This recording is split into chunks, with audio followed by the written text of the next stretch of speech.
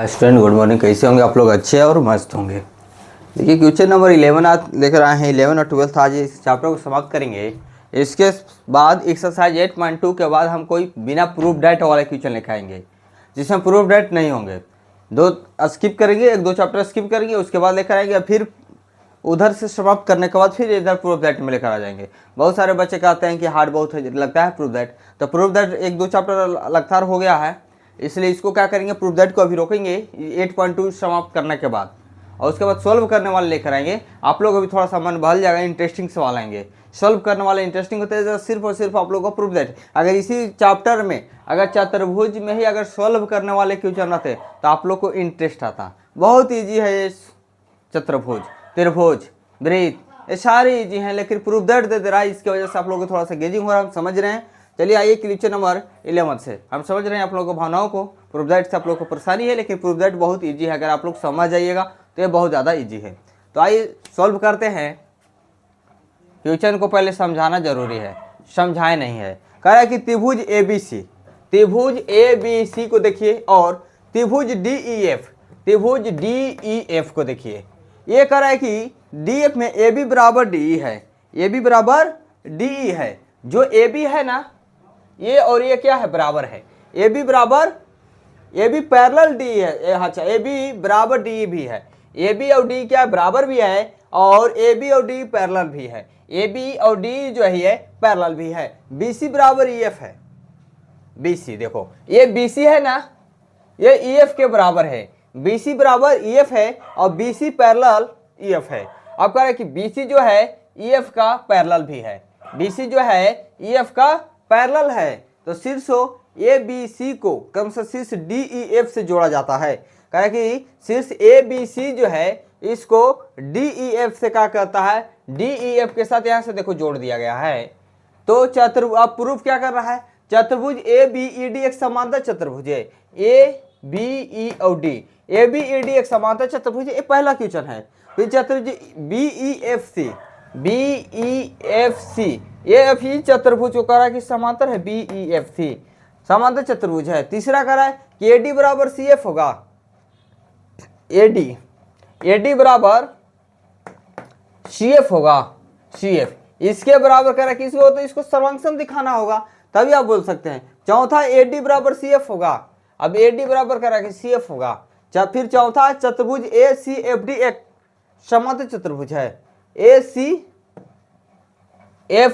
अब यहां से ACFD इसमें कह रहा है, यहां से आइए इससे इस तरीके से ACFD एक समांतर चतुर्भुज है। फिर AC बराबर DF है, AC बराबर DF है, इसको दिखा रहा है। फिर ABC सर्वांगसम में DEF, ABC जो है DEF का सर्वांगसम है। ये सारे प्रूफ दैट करना है। तो इतना हम नहीं देंगे सिद्ध करने में, सिद्ध करना लिखेंगे टॉपिक, और फिर आप लोग यहाँ से क्या करेंगे, घुमा देंगे। यहाँ से आप लोग खुद लिखना होगा प्रूफ दैट में। अपना कॉपी में लिखिएगा, एक पेज में चला जाएगा। क्योंकि 6 है तो 6 दूना 12 लाइन में ये आराम से क्या होंगे, समाहित होंगे। 12 लाइन में लिखा जाएगा। तो हम इतना नहीं यहाँ लिखेंगे, यहाँ इतना हम क्या करेंगे, नहीं लिखेंगे। लिखेंगे तो पता चलेगा कि हमें मिटाने पड़ेगा, मिटाने में ज़्यादा गेज हो जाएगा आप लोग के लिए समझने के लिए। इसलिए क्या करेंगे, हम सिद्ध करना लिखेंगे और फिर यहाँ से कहेंगे कि ये लिख लीजिए। ये सारे यही इसी को तो लिखते हैं क्वेश्चन से, तो यही बताएंगे आप लोग को। तो आइए अब जो दिया गया उसको लिखते हैं। दिया गया है, ये क्वेश्चन सारे समझा दिए हैं। दिया गया है कि AB बराबर DE है। देखिए AB बराबर DE है, AB बराबर DE है, और पैरेलल भी है।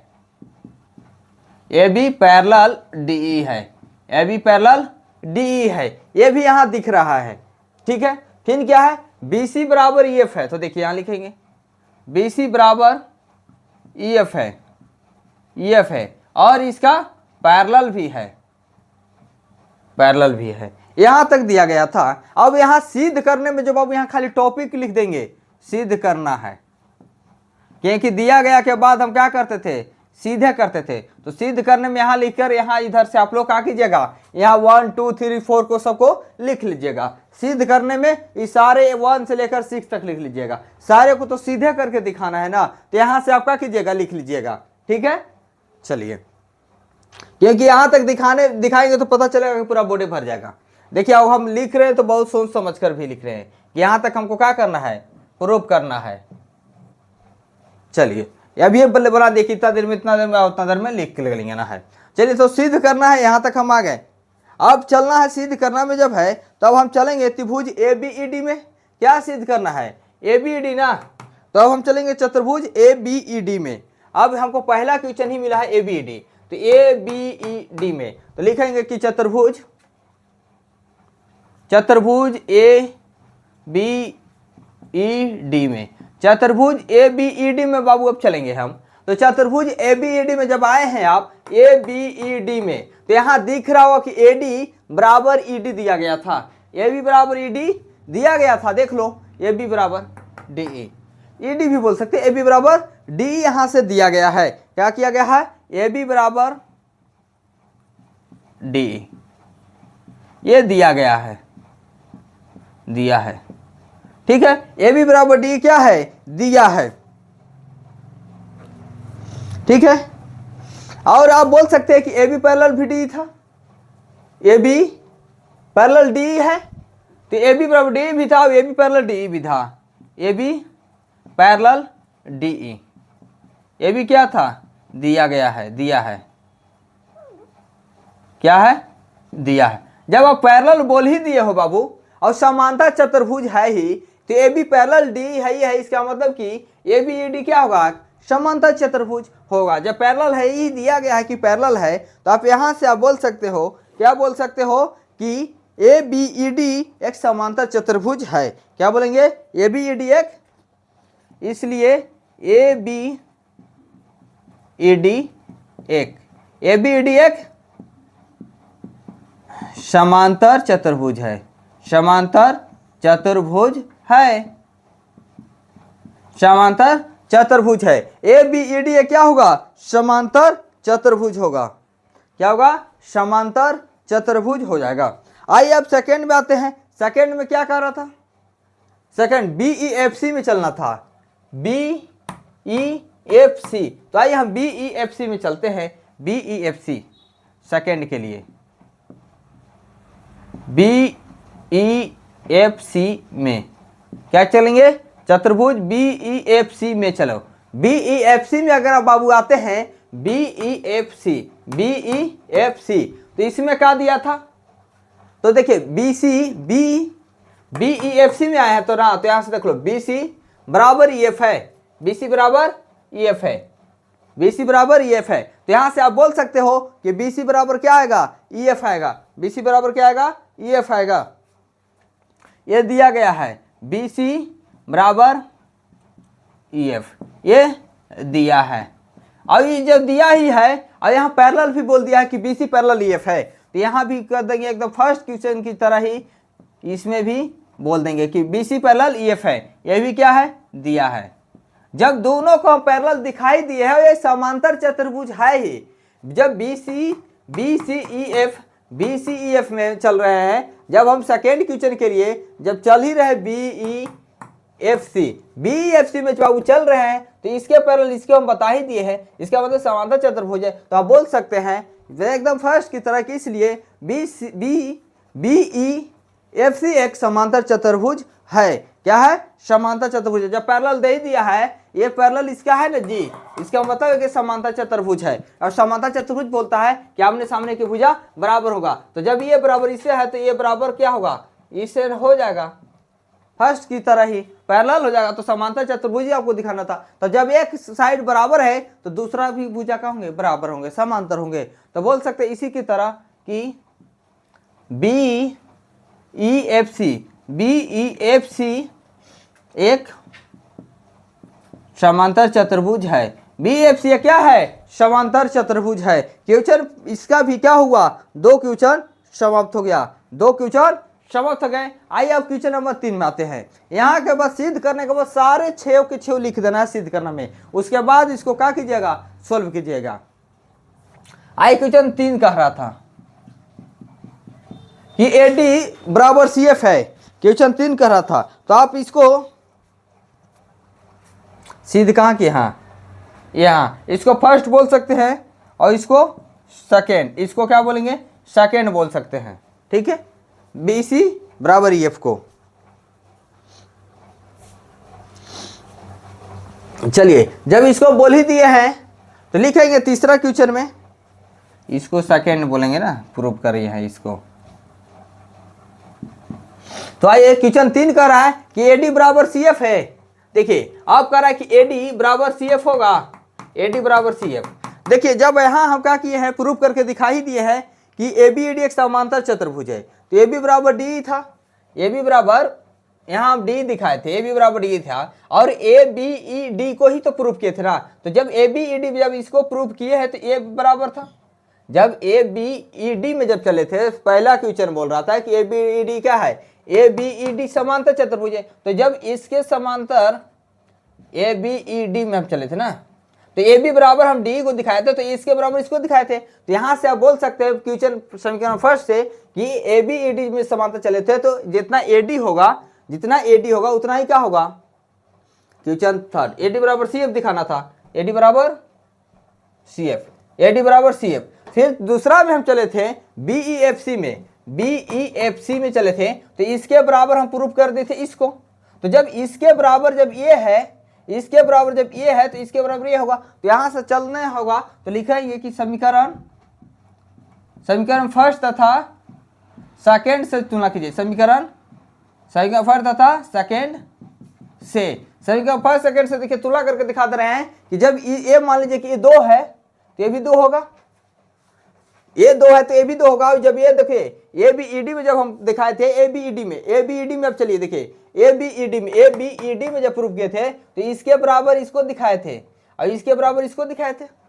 जब ये बराबर ये है, जब ये बराबर ये भी 2 है, तो यहाँ से आप बोल सकते हैं कि ए डी बराबर सी एफ होगा। ये समझने के लिए 2 लिखे हैं, तो यहाँ से बोल सकते हैं कि ए डी बराबर क्या होगा, ए डी बराबर सी एफ है, तो ए डी पैरेलल भी सी एफ को क्या बोलेंगे, बोल सकते हैं A D parallel C F है। क्वेश्चन 3 हो गया। क्वेश्चन नंबर 4 में आएंगे, चाहे इसको और लिख लीजिए, समीकरण फर्स्ट तथा सेकेंड से जब लिख ही रहे तो समीकरण ए डी बराबर बोल सकते हैं कि ए डी बराबर बी है, ए डी बराबर बी है, और ए डी बराबर क्या होगा, सी एफ भी होगा। ए डी बराबर सी एफ है, ए डी बराबर बी, ए डी बराबर सी एफ भी है। तीनों क्या है, बराबर है। देखिए तीनों में 3 लाइन दिए हैं।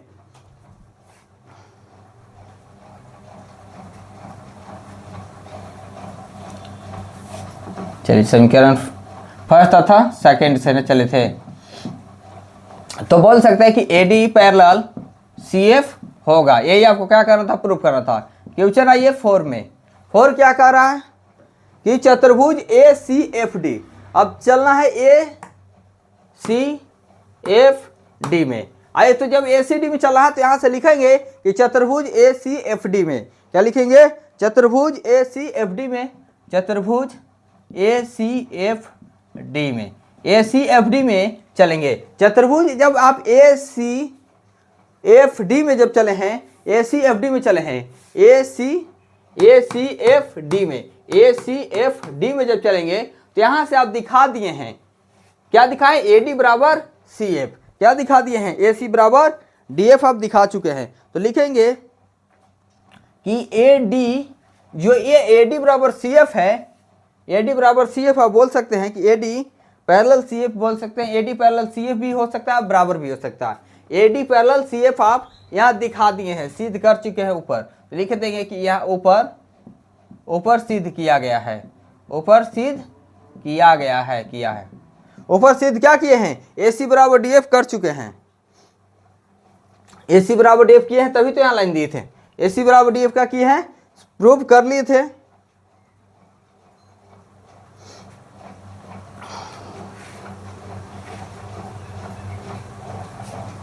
तो यहां से देखेंगे ए डी, तो ए डी बराबर सी एफ, ए डी बराबर सी एफ, तो ये क्या होगा, ए डी बराबर ही सी एफ होगा, क्योंकि ये जो साइड जितना ए डी उतना सी एफ होगा। इसका क्या है, पैरेलल भी है। तो यहाँ से एक पैरेलल हो गया, एक क्या हो गया, बराबर दिख गया। तो यहाँ से आप बोल सकते हैं ऊपर सिद्ध किया गया है,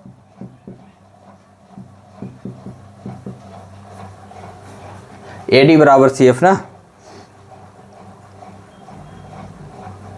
देखिए सी एफ यहाँ है, बी सी के पैरेलल, बी सी पैरेलल होगा, बी सी पैरेलल होगा किसका, बी सी पैरेलल किसका था, बी सी पैरेलल था हाँ ई एफ का, B C parallel E F का था। तो यहाँ से ई डी कितने किसके बराबर है, सी एफ का। तो यहाँ से आप बोल सकते हैं यहाँ से आप बोल सकते हैं कि चतुर्भुज ए सी एफ डी एक समांतर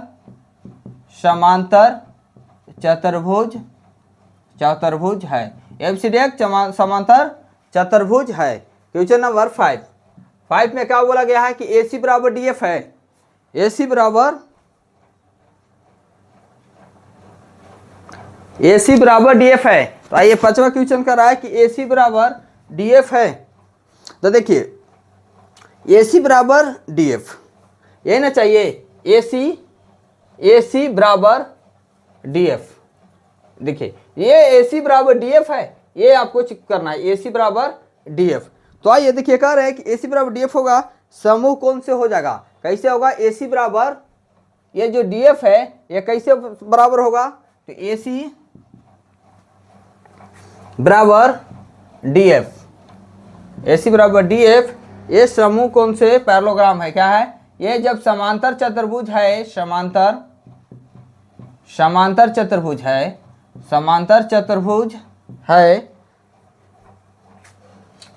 है तो समूह कौन से क्या होगा, समूह कौन से बराबर होंगे, समूह कौन से क्या होंगे, बराबर होंगे। क्योंकि ए सी बराबर डी एफ आपको चाहिए, ये ए सी बराबर डी एफ चाहिए। तो अगर आप चले थे ए डी ई एफ में चले थे, ए सी एफ डी में चले थे, ए सी एफ डी में जब चले थे तो क्या था, बराबर था। तो ये आप इसको बोल सकते हैं कि ए सी बराबर क्या होगा, डी एफ होगा, क्योंकि यहाँ आप प्रूफ कर चुके हैं।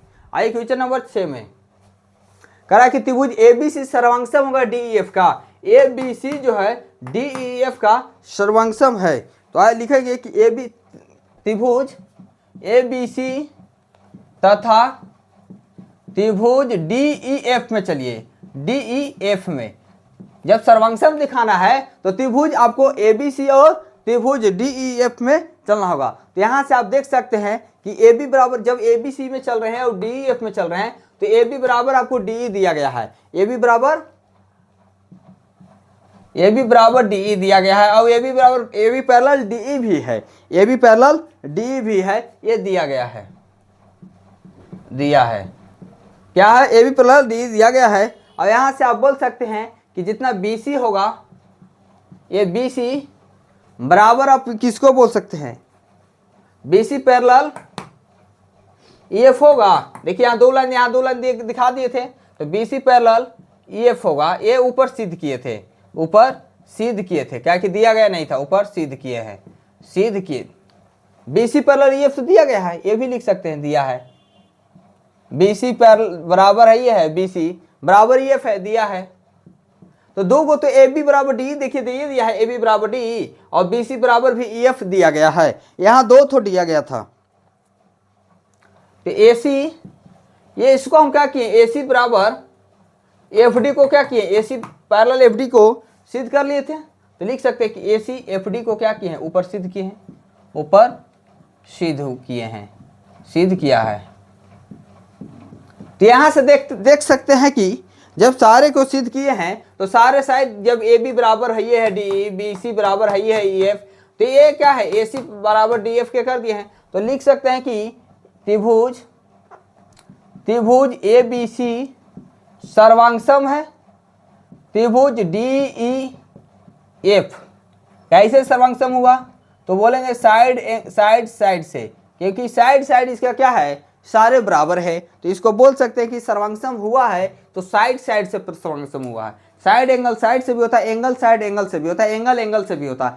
इस तरीका से इसको 4 टाइप से क्या करते हैं, सर्वांगसम करते हैं। तो यहाँ साइड से इसको सर्वांगसम किए हैं त्रिभुज ए बी सी को, क्योंकि ए बी बराबर डी दिया गया था, ए सी बराबर बी सी बराबर ई एफ भी दिया गया था। तो हमको सिर्फ ए सी बराबर क्या करना था, एफ डी को करना था, ए सी बराबर एफ डी को। तो अगर ए सी बराबर एफ डी को कर देते या डी एफ को करते तो ये प्रूफ कर लिए थे, ये जो है ये इससे क्या है, बराबर है, ये क्या है, ए सी बराबर डी एफ प्रूफ किया गया था, ए सी बराबर डी एफ को कहीं किए थे इधर।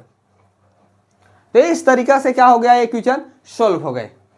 आप क्वेश्चन नंबर इस चैप्टर का लास्ट है 12 और इसको आप स्क्रीनशॉट ले लीजिए और 12 को क्या करेंगे बताने के बाद इस चैप्टर को समाप्त करेंगे। अब 8.2 बताने के बाद दूसरा चैप्टर स्टार्ट होंगे।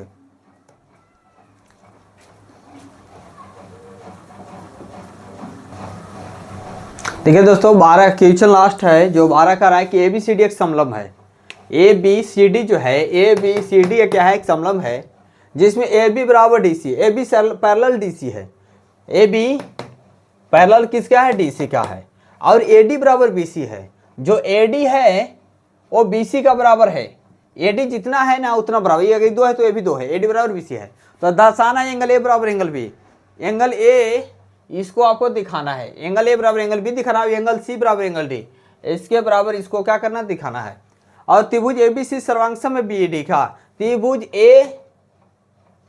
ABC सर्वांगसम है BAD का माने ABC दिखाना और BAD दिखाना है, इसको सर्वांगसम करना है। अब विकर्ण AC बराबर विकर्ण BD, विकर्ण AC बराबर विकर्ण BD को भी क्या करना है, बराबर दिखाना है। तो आइए दिखते हैं दिया गया क्या क्या है। दिया गया क्या है उसको लिखेंगे। लिखेंगे कि AB पैरेलल है, AB पैरेलल है DC। AB क्या है, पैरेलल है DC। AB पैरेलल DC का है, ठीक है। AB पैरेलल DC है।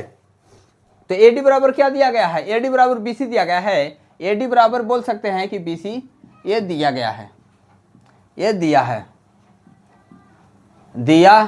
ठीक है। AB बराबर DC है, AB पैरेलल DC है ना, AB पैरेलल DC है और AD बराबर BC दिया गया था। अब दर्शाना क्या क्या ये तो लिखेंगे कि सिद्ध क्या करना है। तो सिद्ध करना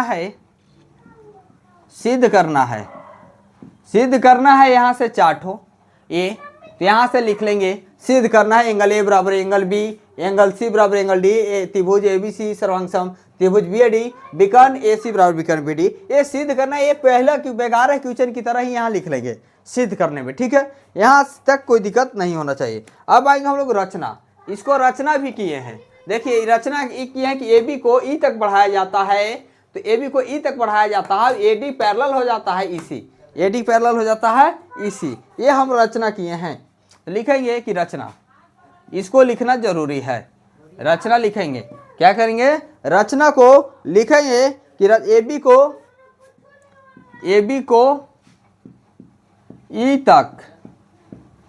को E तक बढ़ाया गया है। क्या है, बढ़ाया गया है। AB को E तक बढ़ाया गया है, AB को E तक क्या किया है, बढ़ाया गया है। और CE जो है, CE जो ये CE बनेगा ना, C पैरेलल हो जाता है किसका, AD का। C पैरेलल है AD, क्या है, C पैरेलल है AD है, क्या है, AD का। C पैरेलल किसका है, AD का। अब यहाँ से जो सिद्ध करना है, अब इसमें हम चलेंगे। अब हम सिद्ध करना है, पहला क्वेश्चन है आपको एंगल A बराबर एंगल B, एंगल A बराबर एंगल B दिखाना है। तो लिखेंगे AECD में अब चलेंगे हम, क्या चलेंगे, चतुर्भुज AECD में चलेंगे, तब इसको क्या दिखाने का काम करेंगे।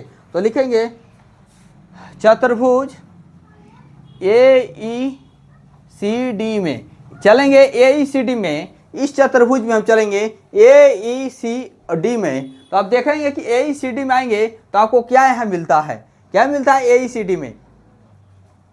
तो लिखेंगे तो AECD में आएंगे तो AE बराबर दिखेगा, पैरेलल दिया है। लिखेंगे कि AE बराबर क्या मिला है, AE पैरेलल है DC, AE पैरेलल है DC। AE पैरेलल हो जाएगा किसका, DC का, क्योंकि क्या दिया गया AB पैरेलल है DC का। तो AE भी बोल सकते हैं कि पैरेलल ही होगा। AB जब पैरेलल है उसी को आगे बढ़ाया गया तो AE पैरेलल भी बोल सकते हैं DC। तो यहाँ से लिखेंगे कि AE पैरेलल है DC। यहाँ से क्या बोलेंगे कि AE पैरेलल है DC और AD पैरेलल है CE, AD पैरेलल है, AD भी पैरेलल है CE का। जब AECD में जब चले हैं, AECD में चले हैं तो AD पैरेलल किसका है, CE का। तो यहाँ से बोल सकते हैं कि AD जो है वो भी पैरेलल है CE का। क्या है, AD पैरेलल है CE का। ये दिया गया था, ये क्या है, दिया गया है और इसको रचना से लिख लेंगे। क्या करेंगे? रचना से। ये तो दिया गया था ना कि ए बी पैरेलल है सी डी का, तो ए बी को ही तो आगे बढ़ाए थे, तो ये क्या होगा? ए बी पैरेलल हो जाएगा ए बी पैरेलल भी हो जाएगा सी डी का। तब बोल सकते हैं कि ए ई सी डी जो है समांतर चतुर्भुज होगा। अब तब इसको बोल सकते हैं कि तब ए ई सी डी एक समांतर चतुर्भुज है। अब जब इस पैरेलल हो ही गया है, A B A D parallel C का हो गया, A E parallel C D D C का हो गया या सी डी का, तो यहाँ से आप बोल सकते हैं कि ए ई सी डी एक समांतर चतुर्भुज है। क्या बोल सकते हैं? कि ए ई सी डी एक समांतर चतुर्भुज है। तो यहाँ से अब जो समांतर हो गया तो इसको बोल सकते हैं कि ए डी जब समांतर चतुर्भुज हो गया तो आमने सामने के भुजा क्या होंगे? बराबर होंगे। तो बोल सकते हैं कि ए डी बराबर हो जाएगा ई सी। ए डी बराबर ई सी। ए डी बराबर क्या होगा? ई सी होगा। ए डी बराबर ई सी और ए डी बराबर बी सी भी होगा। तो ए डी बराबर क्या होगा? बी सी होगा, क्योंकि इसी का पैरेलल था। तो ए डी बराबर बी सी।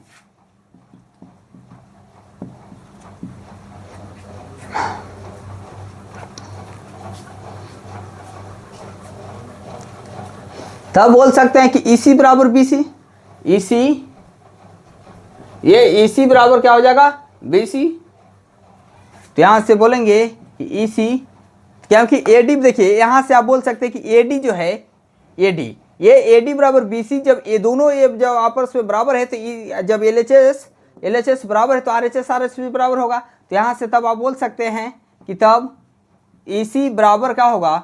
BC होगा। EC बराबर क्या होगा? BC होगा, क्योंकि दोनों LHS बराबर है तो RHS भी क्या होंगे? बराबर होंगे। तो EC बराबर यहाँ से BC बोल सकते हैं। EC बराबर क्या करेंगे?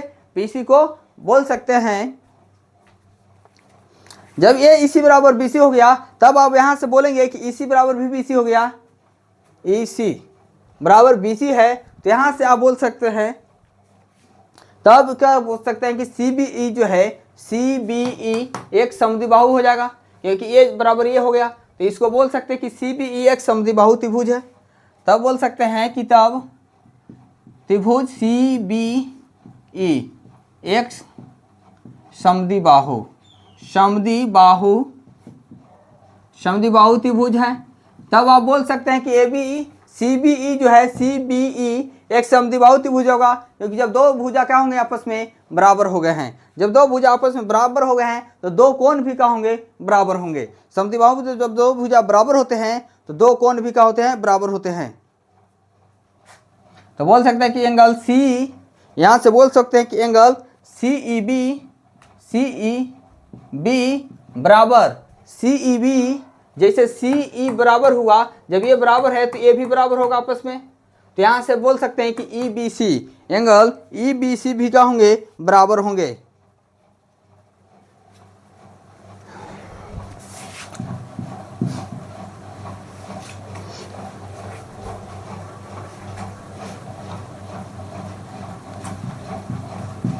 क्या हो गए? जब एंगल CEB बराबर है तो आप बोल सकते हैं कि ये भी क्या होगा? CBE या EBC। CBE या EBC ये एंगल बराबर है जब आपका CEB, जब इसके सामने वाले बराबर तो ये भुजा के सामने वाले भी बराबर होंगे। क्या हो जाएंगे? बराबर होंगे। तो यहाँ से आप बोल सकते हैं कि CEB और CBE दोनों का है? बराबर है। तो यहाँ से आप बोल सकते हैं एंगल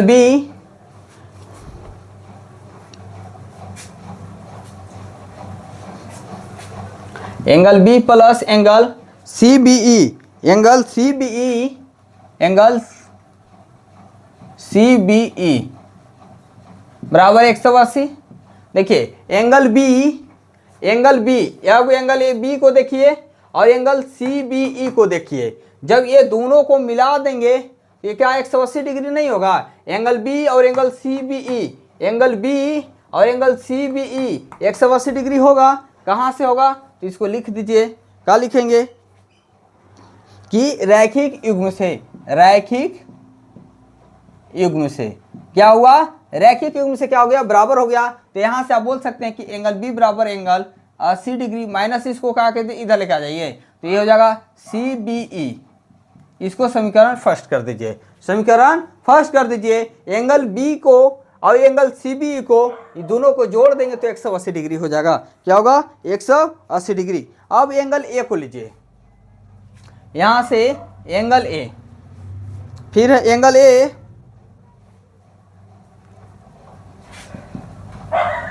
एंगल CEB बराबर 180 डिग्री होगा। एंगल ए और CEB, एंगल ए और CEB 180 डिग्री होगा।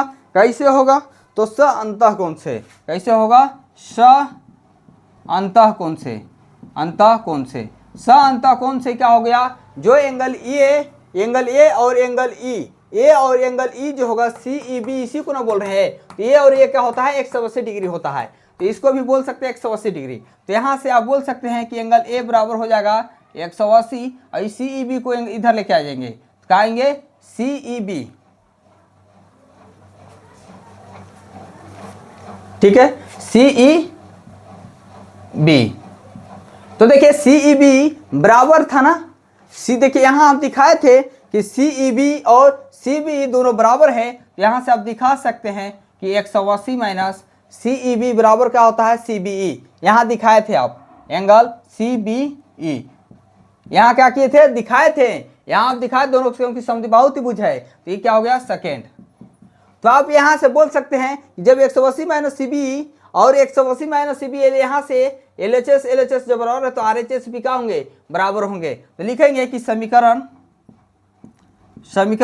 फर्स्ट तथा समीकरण सेकेंड से क्या होगा, जब ए बराबर होगा LHS बराबर, तो आप बोल सकते हैं कि एंगल बी बराबर एंगल ए भी होगा। एंगल बी बराबर क्या होगा, एंगल ए भी होगा। समीकरण फर्स्ट और सेकेंड को तुलना कीजिए, 180 degree minus CBE, 180 degree CBE है, और ये एंगल बी बराबर तो एंगल ए भी होगा, तो एंगल बी बराबर एंगल ए, यही तो दिखाना था, एंगल ए बराबर एंगल बी, तो एंगल ए बराबर एंगल बी ही तो है।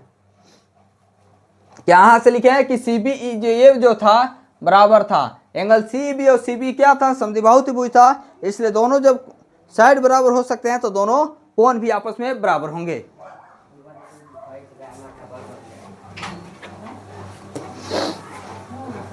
अब यहां से देखना है क्वेश्चन नंबर 2 को, क्वेश्चन नंबर 2 को देखना है। अब कह रहा है कि दो एंगल C और एंगल D को क्या करना है, बराबर करना है। तो बोल सकते हैं कि angle A plus angle D बराबर 180, angle A plus angle D बराबर 180 बोल सकते हैं स अंतः कोण से। जैसे A बराबर E था 180 डिग्री, तो A बराबर D भी क्या होगा, 180 डिग्री होगा।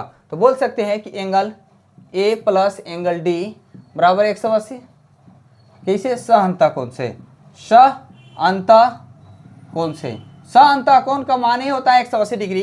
तो angle A plus angle D क्या होगा, 180 डिग्री होगा। क्या होगा, तो यहाँ से आप बोल सकते हैं कि एंगल D बराबर हो जाएगा 180 माइनस ए, ये हो जाएगा समीकरण थर्ड। क्या हो जाएगा, समीकरण थर्ड बोल देंगे। और यहाँ से भी ये जब angle A plus angle D जब 180 डिग्री होगा, तो angle B plus angle C भी क्या होगा, तो यहाँ से बोलेंगे कि angle B plus angle C भी हो जाएगा 180 डिग्री। कैसे, स अंतः कोण से, 180 डिग्री, स अंतः कोण से, स अंतः कोण से क्या होगा, ये भी 180 डिग्री होगा। तो आपको दिखाना था क्या, एंगल C बराबर एंगल D, तो यहाँ से एंगल C को रख लेंगे बराबर 180 माइनस एंगल B भेज देंगे, ये हो जाएगा समीकरण फर्स्ट 4।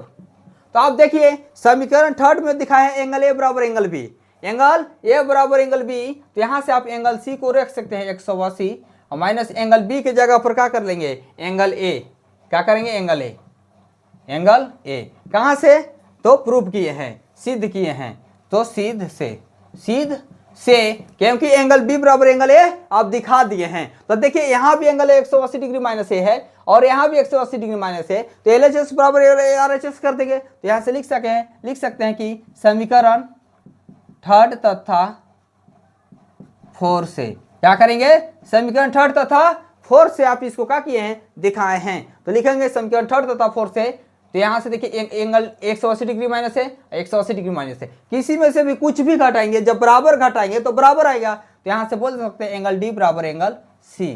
क्या बोलेंगे? Angle C. इसको पहले भी लिख सकते हैं, कोई दिक्कत नहीं है। यही आपको प्रूव करना था, ये हो गया प्रूव्ड। दूसरा क्वेश्चन हो गया। आइए अब तीसरा क्वेश्चन क्या दिखा रहा है? तीसरा में सर्वांगसम दिखाना है। तीसरा क्वेश्चन में क्या करना है? सर्वांगसम दिखाने का काम करना है। तो आइए, क्या सर्वांगसम दिखाना है? तो ए बी सी और बी ए डी। तो हम चलेंगे ए बी सी और बी ए डी में। तो चलेंगे त्रिभुज ए बी सी, त्रिभुज ए बी सी तथा त्रिभुज बी ए डी में, बी ए डी में जो प्रूव करना है उसी में चलते हैं। क्या करते हैं? जो प्रूव करना है उसी में चलने का काम करेंगे। तो चलेंगे त्रिभुज ए बी सी तथा त्रिभुज बी ए डी में। तो देखेंगे कि जब ए बी सी और बी ए डी में चले, ए बी सी और बी ए डी में चले, ए बी सी और बी ए डी में चले, तो ए बी दोनों में दिख रहा है। तो यहां से बोल देंगे कि ए बी बराबर ए बी है, और जब दोनों में आते हैं तो उसे उभयनिष्ठ बोलते हैं। क्या बोलते हैं? उभयनिष्ठ। उभयनिष्ठ बोलेंगे। जब दोनों में है उसे उभयनिष्ठ बोला जाता है। और फिर यहां से आप बोल सकते हैं कि ए बी सी और बी ए डी ये नहीं चलना था। तो बी एंगल देखेंगे कि एंगल ए बराबर, यहां से आप कर चुके हैं, एंगल ए बराबर एंगल बी को आप क्या किए हैं? प्रूफ कर चुके हैं, ऊपर सिद्ध कर दिए हैं, ऊपर सिद्ध किए हैं, सिद्ध किए हैं।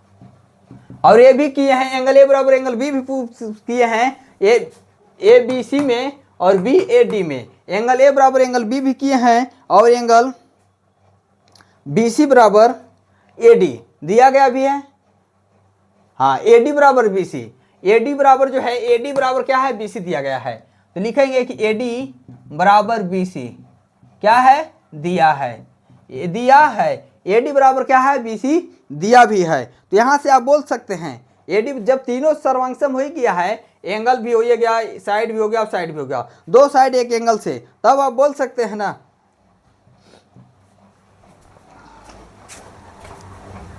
चलिए दिख रहा है, तब आप बोल सकते हैं कि तब त्रिभुज ए बी सी सर्वांगसम है त्रिभुज बी ए डी। कैसे सर्वांगसम है? तो ये साइड एंगल साइड से, साइड एंगल साइड से क्या हुआ? सर्वांगसम हो गया है। क्योंकि ए बी बराबर ए बी उभयनिष्ठ है ही, एंगल ए और एंगल बी को प्रूफ कर ही लिए थे। एंगल ए और एंगल बी को हम क्या किए हैं? प्रूफ कर लिए हैं। एंगल ए बराबर एंगल बी और ए डी बराबर बी सी दिया गया था। तो इसको हम बोल सकते हैं कि त्रिभुज ए बी सी सर्वांगसम है बी ए डी का, बी ए डी का सर्वांगसम है। आइए अब क्या है? Question number 4। अब ए सी और बी डी को दिखाना है। तो जब ए सी और बी डी को दिखाना है तो ए सी और बी डी, ए सी इसको दिखाना है। क्या करना है? इसी को ना दिखाना है। जब सारे हम चतुर्भुज को जब दिखाई दिए हैं, ए बी सी को सर्वांगसम अभी किए ना जी, ए बी सी को सर्वांगसम कर दिए हैं और ए बी डी को सर्वांगसम किए हैं। अभी ए बी डी को ही सर्वांगसम किए हैं, ए बी डी को, और ए बी सी को सर्वांगसम कर दिए हैं। तो आप इसको बराबर बोल सकते हैं कि ए सी बराबर क्या होगा? बी डी होगा। कहाँ से? सीपीसीटी नियम से, सीपीसीटी से, क्योंकि ए सी बराबर बी डी होगा, क्योंकि सर्वांगसम जब कर दिए हैं तो इसका मतलब कि सारा के सारा क्या होगा? बराबर होगा। जब ए बी सी को सर्वांगसम कर ही दिया और ए बी डी को किए तो सारे एंगल बराबर, सारे साइड भी क्या होते हैं? बराबर होते हैं। तो ए सी बराबर बी डी हो जाएगा सर्वांगसम के नियम से। चलिए दोस्तों, आज हम क्या के चैप्टर समाप्त कर दिए हैं। यह चैप्टर बहुत ही बड़ा थे। फिर 8.2 चलेंगे, उसके बाद इजी कोई चैप्टर लेकर आ जाएंगे आप लोग के लिए, आप लोग को भी अच्छा लगेंगे। चलिए दोस्तों, धन्यवाद। वीडियो अच्छा लगता होगा तो जरूर शेयर कीजिएगा।